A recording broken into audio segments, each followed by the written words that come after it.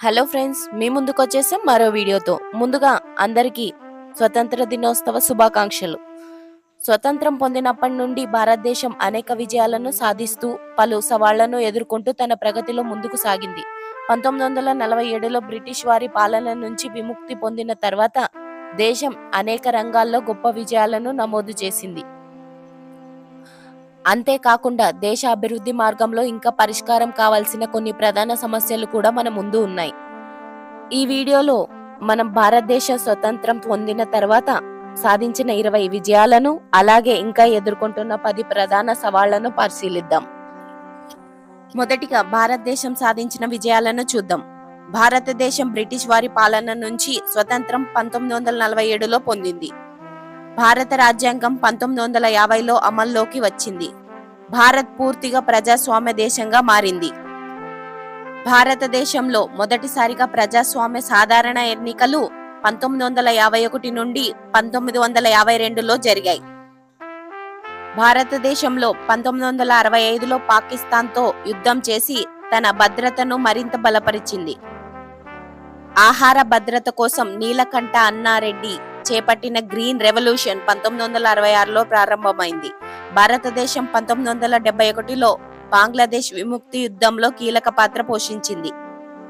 భారతదేశంలో 1983లో క్రికెట్ ప్రపంచ కప్ ను గెలిచి క్రీడా ప్రపంచంలో మైలురాయిగా నిలిచింది.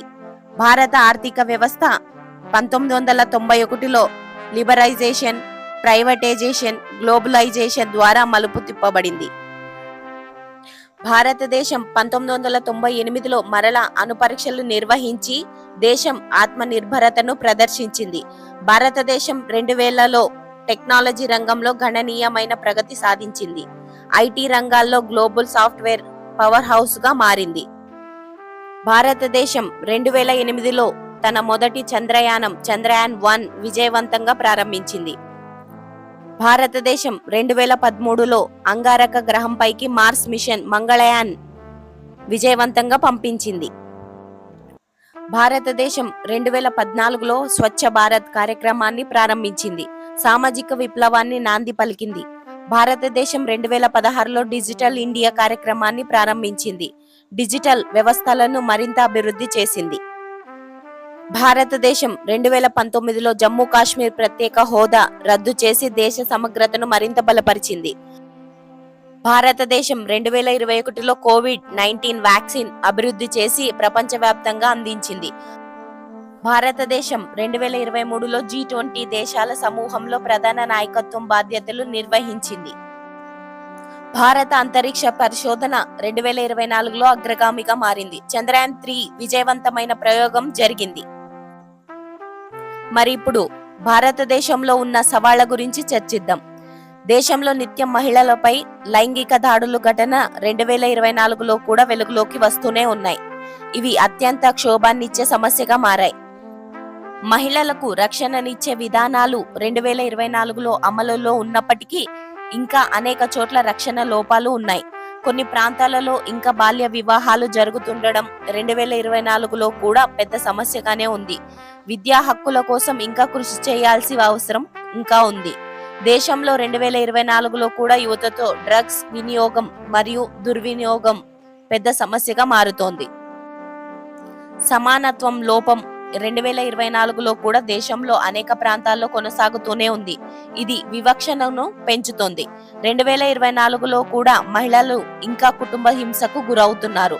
వీటిని నివారించేందుకు సరైన చర్యలు అవసరం. బిడ్డల లింగ నిష్పత్తి 2024లో కూడా భారతదేశంలో సమస్యగానే ఉంది. పుత్రవాంఛ కారణంగా గర్భస్థ శిశువుల హత్యలు జరుగుతూనే ఉన్నాయి. విద్యారంగంలో ప్రగతి 2024లో కూడా కొనసాగినప్పటికీ ఇంకా గ్రామీణ మరియు పేద ప్రాంతాల్లో విద్యా అవకాశాలు సరిగ్గా అందడం లేదు. ఆరోగ్య పరిరక్షణలో 2024లో కూడా అసమానత్వాలు కొనసాగుతూనే ఉన్నాయి. పేద ప్రజలు మెరుగైన వైద్యం పొందడంలో సమస్యలు ఎదుర్కొంటున్నారు. సామాజిక అసమానత్వం 2024లో కూడా కుల, మత, జాతి వివక్ష అనేక ప్రాంతాల్లో కొనసాగుతుంది.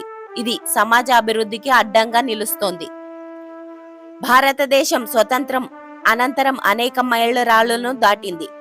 ప్రతి విజయాన్ని, ప్రతి సవాలును అనుభవిస్తూ దేశం తన సామర్థ్యాన్ని నిరూపించుకుంటుంది. మన దేశం గర్వించదగిన ఘట్టాలను ఇంకా పరిష్కారం కావలసిన సమస్యలను ప్రతిబింబిస్తాయి.